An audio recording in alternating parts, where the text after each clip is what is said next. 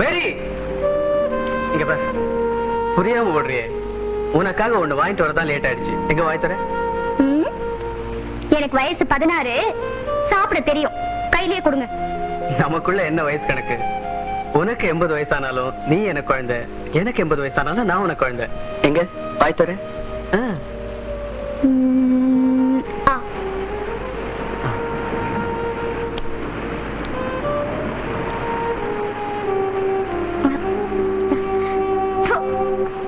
ஐயா, கறி.